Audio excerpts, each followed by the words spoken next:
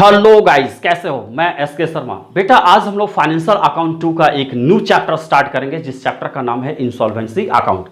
लेकिन बेटा इस इंसॉल्वेंसी अकाउंट्स को पढ़ने से पहले सबसे पहले एक टर्म जानेंगे जिसका नाम है इंसॉल्वेंट।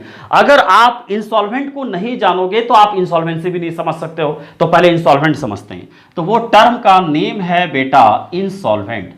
इंसॉल्वेंट समझ जाओगे तो समझो इंसॉल्वेंटी भी समझ जाओगे। ठीक है, क्या होता है इंसॉल्वेंट?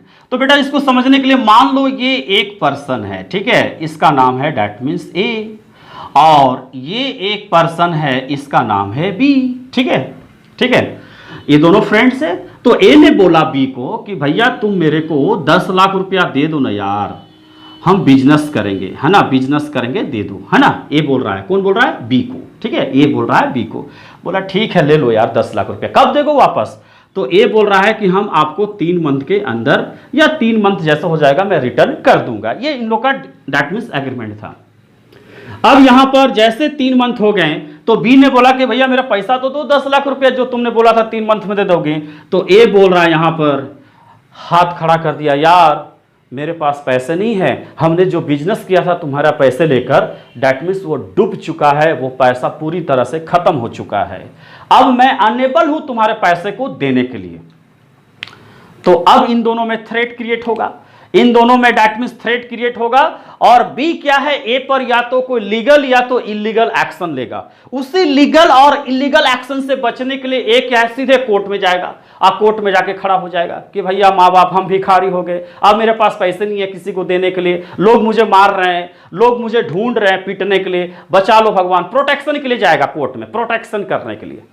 तो वहां प्रोटेक्शन तो मिलेगा, इस सब कोई बात नहीं कि नहीं मिलेगा। लेकिन बेटा ऐसा थोड़ी है कि आप किसी का पैसा ले लो और 2 गुनी आप और जाके कोर्ट में खड़ा हो जाओ कि हम इंसॉल्वेंट हो गए। ऐसा कुछ नहीं होता है, ऐसा नहीं होता है। कोर्ट फिर आपको दैट मींस क्या वेरिफिकेशन करेगी, आपका सारा वेरीफाई करेगी। कोर्ट एक असाइनिंग ऑफिसर का टीम बनाएगी और वो आपके दैट मींस भेजेगी वेरिफिकेशन करने के लिए, वेरीफाई करने के लिए ये बंदा सही बोल रहा है या गलत बोल रहा है। सारा आपका डिटेल अकाउंट सब कुछ चेक करेगी। ठीक है, अगर आप सही पाए जाएंगे तो कोर्ट आपको अप्रूव कर देगा, घोषित कर देगा कि हाँ ये बंदा इंसॉल्वेंट हो गया है। अरे बेटा जब आप इंसॉल्वेंट हो जाओगे तो यहीं पर तुम्हारा क्या बहुत अच्छा हो गया क्या? कोई आप मान लेते हैं कोई तुमको पीटने वाला नहीं होगा, कोई तुमको बोलने वाला नहीं होगा। लेकिन बेटा क्या होगा आप समझो, अब जैसे तुम इंसॉल्वेंट अपने आप को दैट मींस एडजस्ट कर लोगे, घोषित कर लोगे, तो कोई भी बैंक तुमको उस फर्म के नाम से कोई लोन नहीं देने वाला है। अब तुमको न्यू फर्म बनाना पड़ेगा। मतलब तुम्हारा सारा जो क्रेडिट है वो खत्म हो चुका है, सारा चीज जहां पर जहां रहते हो सब क्रेडिट खत्म हो गया। अब कोर्ट क्या उसको ऑर्डर देगी कि इस बंदे ने इंसॉल्वेंट हो गया है, इसका सारा प्रॉपर्टी को बेचो, जो भी बैलेंस शीट में है प्रॉपर्टी को बेचो, और प्रॉपर्टी को बेचने के बाद जो भी पैसे आते हैं क्रेडिटर में डिस्ट्रीब्यूट करो जिससे जिससे इसने लिया है। तो बेटा ऐसी तरह नहीं होता है, आपका पूरा डेट में जितना प्रॉपर्टी है सब फॉरफिट हो जाओगे, बचोगे नहीं आप। तो बेटा हमने क्या समझा, इंसॉल्वेंट का मतलब क्या होगा, जिसके पास कैपेसिटी नहीं है, who has no any capacity to payment their liabilities, जिसके पास कैपेसिटी नहीं अपने लाइबिलिटीज को पेमेंट करने के लिए, वैसे बंदे को हम लोग क्या बोलते हैं, इंसॉल्वेंट कहते हैं। और इसी से बना है इंसॉल्वेंसी। इंसॉल्वेंट हो गया, इंसॉल्वेंसी हो गया, यही तो है। बस 2 कंडीशन इसमें देना, इंसॉल्वेंसी आ जाएगा। ठीक है, इंसॉल्वेंट बोलो या इंसॉल्वेंसी। तो बेटा हम लोग क्या बोल सकते हैं, अगर इंसॉल्वेंट का डिफिनेशन अगर कोई पूछता है कि इंसॉल्वेंट क्या होता है, तो बोलो ना, क्या बोलो, दैट पर्सन, है ना, who is unable to pay, क्या पे his debt, अपने लाइबिलिटीज को पे करने के लिए अनेबल है, और क्या करने के लिए बेटा, discharge his liability in full is called, इसे बोला जाता है इंसॉल्वेंट। ठीक है, इसे बोला जाता है इंसॉल्वेंट। अब कंडीशन बोला गया कि किसी भी पर्सन को इंसॉल्वेंट या इंसॉल्वेंसी तब बोला जाएगा जब वो 2 कंडीशन फुलफिल करेगा। अभी तक तो हमने समझ गया कि इंसॉल्वेंट क्या होता है, वो अनेबल है किसी भी पेमेंट को देने में, अपने लाइबिलिटीज को पूरा करने में, तो वो इंसॉल्वेंट हो गया। लेकिन यहां पर दैट मींस एक रूल बनाया गया। क्या रूल बनाया गया? तो एक रूल बनाया गया। अब इसको देखो इंसॉल्वेंसी कैसे डिफाइन किया गया, any person is said to be insolvent if he fulfills the following two condition. यदि वो दो कंडीशन फुलफिल करता है ना, तब उसे हम लोग इंसॉल्वेंसी पर्सन मानेंगे, इंसॉल्वेंट पर्सन मानेंगे। ठीक है, मतलब दो कंडीशन फुलफिल होना चाहिए। किसी भी पर्सन को इंसॉल्वेंट तब माना जाएगा, हमने बेटा ये बताया कि इंसॉल्वेंट होता क्या है, वो अनेबल है इसलिए इंसॉल्वेंट हुआ, लेकिन उसे कब हम इंसॉल्वेंट मानेंगे, कब, ये चीज। तो दो कंडीशन वो क्या है, पहला कंडीशन है हिज लायबिलिटीज शुड बी, है ना, should be more than his asset. पहला कंडीशन यह है कि जो उसका एसेट है बेटा, उसका एसेट्स है, वो कम होना चाहिए किससे, लायबिलिटीज से। यह भी बोल सकते हो, या बोल सकते हो कि उसका जो लायबिलिटीज है वो ज्यादा होना चाहिए किससे, एसेट से। दोनों का मीनिंग एक ही है। मतलब पहला कंडीशन बोला कि एसेट कम होना चाहिए लायबिलिटी से, हमने यहां लिखा his liability should be more than his asset, मतलब उसका जो एसेट से लायबिलिटीज क्या होना चाहिए, ज्यादा होना चाहिए। तो यहां पर लायबिलिटीज ग्रेटर देन एसेट, ये भी बोल सकते हैं हम लोग, शॉर्ट में बोल सकते हैं। ठीक है, तो पहला कंडीशन याद रखना, किसी भी पर्सन को इंसॉल्वेंट तब मानेंगे जब उसका लायबिलिटीज क्या है, डेट मींस ज्यादा होगा। किससे ज्यादा होगा, उसके एसेट से ज्यादा होगा। ठीक है, और second condition very very important condition है, if court has been passed an order of क्या, order of adjudication, मैंने अगर कोर्ट पास कर दी है कि भैया ये इंसॉल्वेंट हो गया है, कोर्ट ने बोल दिया है कि ये व्यक्ति इंसॉल्वेंट है, तो हम उसे इंसॉल्वेंट मान लेंगे। तो बेटा अगर एग्जाम में क्वेश्चंस आते हैं कि इंसॉल्वेंट क्या होते हैं या इंसॉल्वेंसी क्या होते हैं, तो बोलना पहले तो आप इंसॉल्वेंट समझो कि इंसॉल्वेंट का मतलब अनेबल टू पेमेंट, है ना, हिज लायबिलिटीज। अगर वो अपने लायबिलिटीज को पेमेंट करने का अनेबल है तो इंसॉल्वेंट है। लेकिन कब इसे इंसॉल्वेंट माना जाएगा, कब इसे इंसॉल्वेंसी माना जाएगा, तो दो कंडीशन है। पहला कंडीशन है उसका एसेट डेट मींस कम होना चाहिए लायबिलिटी से, या दूसरी भाषा में अगर ऐसे घुमा के बोल सकते हैं कि लायबिलिटीज ज्यादा होना चाहिए उसका एसेट से। और if court has been passed an order of adjudication, मतलब कोर्ट ने पास कर दिया है कि भैया ये बंदा जो है इंसॉल्वेंट हो गया, अब इसको तंग ना किया जाए। लेकिन बेटा आगे चल के हम लोग ये भी पढ़ेंगे, एक इसमें एक्सेप्शन है, एक अपवाद है। कभी कभी ऐसा भी होता है कि कभी एसेट ज्यादा हो जाता है, कभी कभी एसेट्स क्या होता है, ज्यादा हो जाता है लायबिलिटी से। तो जब एसेट जब लायबिलिटी से ज्यादा हो जाता है, और उस केस में भी दैट मींस वो इंसॉल्वेंट हो जाता है, इंसॉल्वेंसी हो जाता है। तो जब हम लोग आगे कंसेप्ट जैसे जैसे आगे बढ़ेंगे उस पर हम लोग डिस्कस करेंगे। ठीक है, तो आज अभी हमने क्या देखा, इंसॉल्वेंट क्या है, इंसॉल्वेंसी क्या है, वही चीज हमने देख लिया। जल्दी से नोट करो, फिर आगे बढ़ते हैं बेटा। ठीक है, चलो बेटा हो गया। चलिए अब हम लोग आगे बढ़ते हैं इसमें।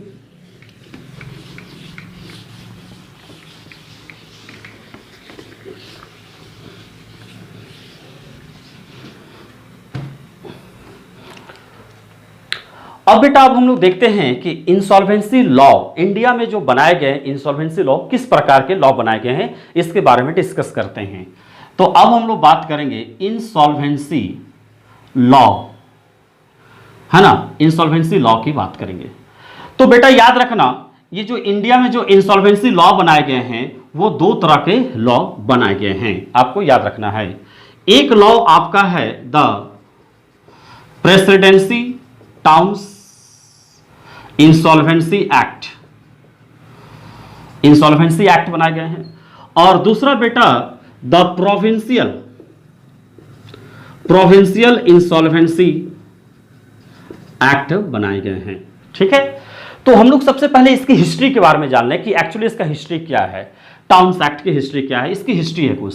तो सबसे पहले बेटा याद रखना, ये जो द प्रेसिडेंसी टाउन्स इंसॉल्वेंसी जो डैट मींस इंडिया में जो अभी तक चल रहा है वह 1909 का डैट मींस जो रिप्लेसमेंट है वो अभी तक चल रहा है। अगर कोई पूछ दे कि the presidency towns insolvency act मैंने कब डेट मींस इंडिया में पास हुआ था, न्यू इंसॉल्वेंसी प्रेसिडेंसी कब हुआ था, तो 1909 में हुआ था। लेकिन बेटा यहां तक पहुंचने के लिए इसका कुछ हिस्ट्री है, तो पहले कुछ हिस्ट्री देखो क्या होता है।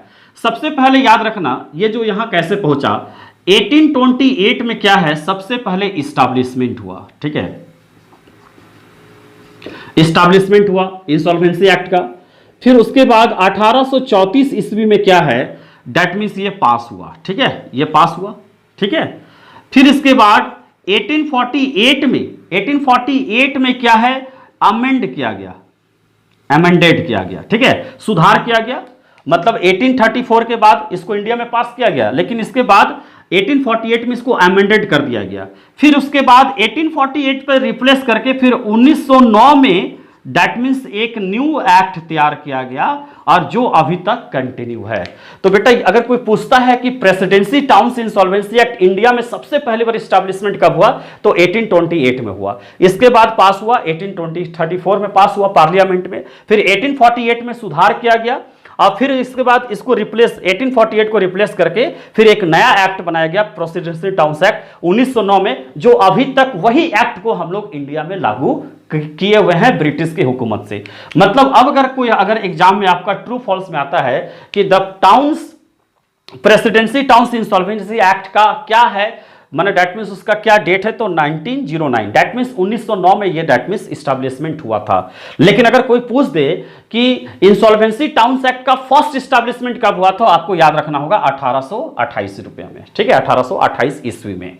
ओके, अब प्रोविंशियल इंसॉल्वेंसी एक्ट की हम लोग बात करते हैं। तो जैसे जिस दिन प्रेसिडेंसी टाउन्स इंसॉल्वेंसी एक्ट बना था, उसी समय प्रोविंशियल इंसॉल्वेंसी एक्ट बना था, दोनों का हिस्ट्री एकदम सेम है, ठीक है। लेकिन ये जो इंडिया में लागू हुआ था 1920 में, याद रखिएगा, ये इंडिया में दैट मींस लागू हुआ था 1920 में, बना था दैट मींस टाउन्स के बाद, लेकिन लागू कब हुआ था, 1920 में। ये चीज आपको याद रखना है।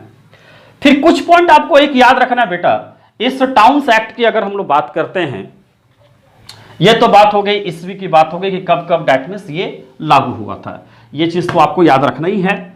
ये हुआ था 1920 में, मोटा मोटी आपको याद रखना है, ठीक है। अब देखिए टाउन्स एक्ट में बोला गया, दो ग्रुप में इसको बांटा गया। एक सेक्शन, जब टाउन्स एक्ट बनाया गया एक्ट, तो एक सेक्शन, और दूसरा है शेड्यूल, है ना। इंसॉल्वेंसी में भी सेक्शन है, ठीक है, इसमें टोटल 83 सेक्शन है।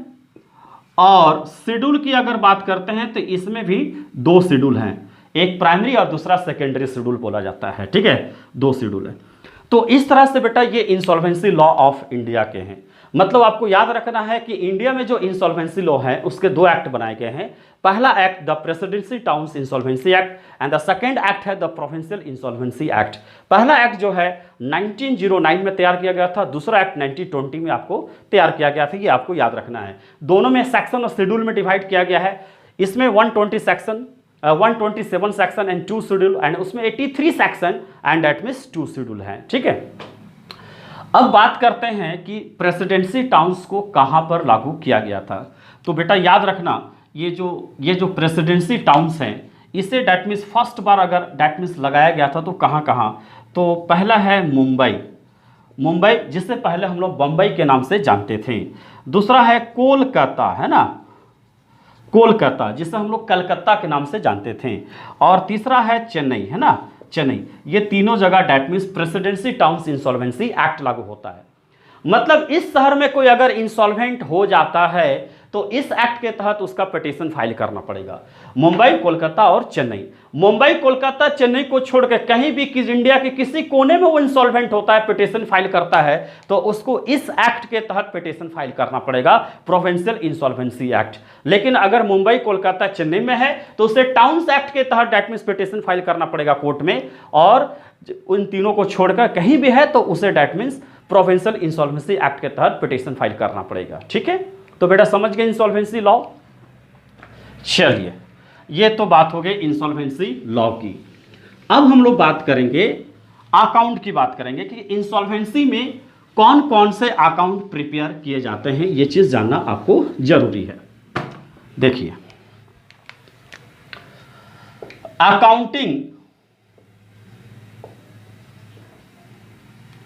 Accounting preparation of insolvency account. तो बेटा याद रखना, इसमें दो अकाउंट बनाए जाते हैं। जब भी अगर इंसॉल्वेंसी अकाउंट का क्वेश्चन होगा तो इसमें जनरली दो अकाउंट्स बनाए जाते हैं। इसमें एक है आपका स्टेटमेंट ऑफ अफेयर, ठीक है। जनरली ये बैलेंस शीट के तरह बनता है। जब हम कोर्ट में पिटीशन फाइल करेंगे तो इंसॉल्वेंसी अपने आप को बोल रहा है, उसे स्टेटमेंट अफेयर बैलेंस शीट बना के देना पड़ेगा कि रियली में तुम्हारा लायबिलिटी ज्यादा हो गया क्या। और दूसरा है बेटा डिफिशियंसी, ठीक है, डिफिशियंसी। और कोर्ट को हमें डिफिशियंसी अकाउंट देना पड़ेगा कि कितना कम पड़ रहा है, कितना डिफिशियंसी हो गया, मेरे पास जो प्रॉपर्टी है कितना डिफिशियंसी हो रहा है, वो चीज हमें बनाकर देना पड़ेगा। तो अब हम लोग देखते हैं कि स्टेटमेंट अफेयर में कौन कौन से आइटम आते हैं और डिफिशियंसी अकाउंट का डेट मीन्स फॉर्मेट क्या है। तो आज बेटा हम लोग केवल इसके बारे में जानेंगे कि स्टेटमेंट अफेयर। डिफिशियंसी बहुत इजी है, जब क्वेश्चंस बनाएंगे तो ऑटोमेटिक ये बन जाएगा, ठीक है। तो अब बात करते हैं स्टेटमेंट ऑफ अफेयर्स की, ठीक है। चलिए, तो अब हम लोग बेटा बात करेंगे कि स्टेटमेंट अफेयर का फॉर्मेट कैसे तैयार किया जाता है। फॉर्मेट को अगर हम अच्छी तरह से समझ लेंगे तो हमें अकाउंट्स बनाने में बहुत ही आसानी होगी, ठीक है। तो पहले इसका फॉर्मेट देख लेते हैं हम लोग, स्टेटमेंट ऑफ अफेयर का फॉर्मेट। तो इसका जो फॉर्मेट होगा अब होगा statement of affair as at dot dot dot, ठीक है। ये फॉर्मेट हम लोग देख लेते हैं।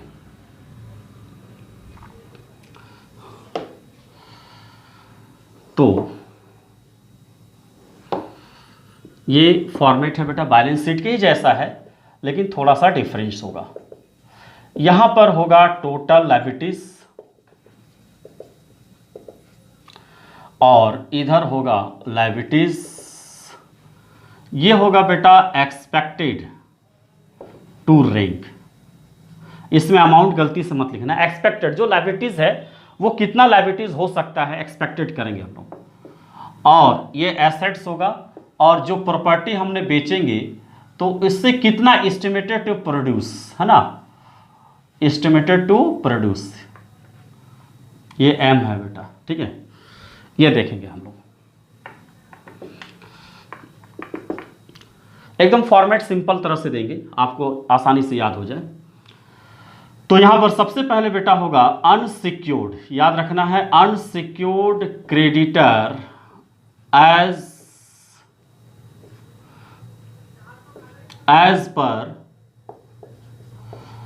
पर लिस्ट ए, ओके। ये बाहर में जाएगा। जो अमाउंट हम बाहर लिख रहे हैं उससे बाहर ही लिखना है, जो अंदर लिख रहे हैं अंदर। अपने मन से आप लोग अमाउंट इधर उधर नहीं करेंगे, जैसा मैं फॉर्मेट दे रहा हूं उसी तरह उतारना है आपको लोगों को, ठीक है। Unsecured creditor list A. फिर सेकंड में है बेटा फुल्ली सिक्योर्ड क्रेडिटर एज पर लिस्ट क्या बी। ये अमाउंट अंदर में होगा और इसमें माइनस होगा एस्टिमेटेड सिक्योरिटीज, है ना, और माइनस करके जो रिजल्ट आएगा उसे हम लोग बेटा सरप्लस मानेंगे, ओके, सरप्लस, ठीक है। इसके बाद बेटा होगा पार्सली सिक्योर्ड क्रेडिटर एज पर लिस्ट सी। ये बी था, ये सी है, ऐसे चलते रहेगा लिस्ट। और फिर माइनस इसमें भी करेंगे एस्टिमेटेड सिक्योरिटीज, ये माइनस कर देंगे और ये बेटा बाहर निकलेगा। देखिए हमने तीन अभी लिखा, unsecured creditor, fully secured creditor, partly secured creditor, और तीनों को डेट मींस दो बाहर निकालें। और एक लास्ट होगा इसमें प्रेफरेंशियल क्रेडिटर, है ना, एज पर लिस्ट डी, और ये अमाउंट बेटा अंदर में ही रहेगा। तो इस प्रकार से लायबिलिटीज में आपको ए से लेकर डी तक का लिस्ट याद रखना है। फिर इधर अगर हम बात करते हैं तो इधर हो जाएगा प्रॉपर्टी एज पर लिस्ट एफ, प्रॉपर्टी। तो प्रॉपर्टी में हो जाएगा जैसे बेटा कैश या बैंक हो जाएगा, यहाँ पर हो जाएगा एस्टिमेटेड वैल्यू या रियलाइज वैल्यू, फिर से इसी के बाद मशीनरी हो जाएगा, ठीक है, जो होगा जितना टोटल वैल्यू और रियलाइज वैल्यू। फिर उसी तरह से स्टॉक हो जाएगा, बहुत सारे हो सकते हैं। फिर उसी तरह से शेयर्स हो जाएंगे, ठीक है। उसी तरह से डिबेंचर हो जाएंगे, जो भी कंपनी का प्रॉपर्टीज होगा, ठीक है, ऐसे करेंगे। अब यहाँ पर हम अदर लिख देते हैं, बहुत सारे प्रॉपर्टीज हो सकते हैं, इसलिए हम अदर लिख दे रहे हैं।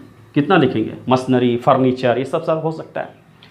फिर बेटा यहाँ पर होगा बुक डेप्ट, याद रखिएगा, बुक डेप्ट एज पर लिस्ट एफ, ई के बाद सॉरी एज पर list E F, sorry A B C D E, बेटा यहाँ ई होगा, ठीक है।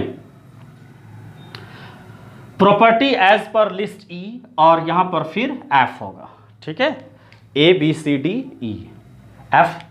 तो यहां पर सबसे पहले बेटा गुड होगा, गुड को हम लोग बाहर लिखना है। इसके बाद डाउटफुल डेप्ट्स होंगे, डाउटफुल डेप्ट्स में जितना रिलायंस होगा बाहर, जितना टोटल डाउट होगा अंदर। फिर इसके बाद एक होगा बैड, पूरी तरह से खराब, ठीक है।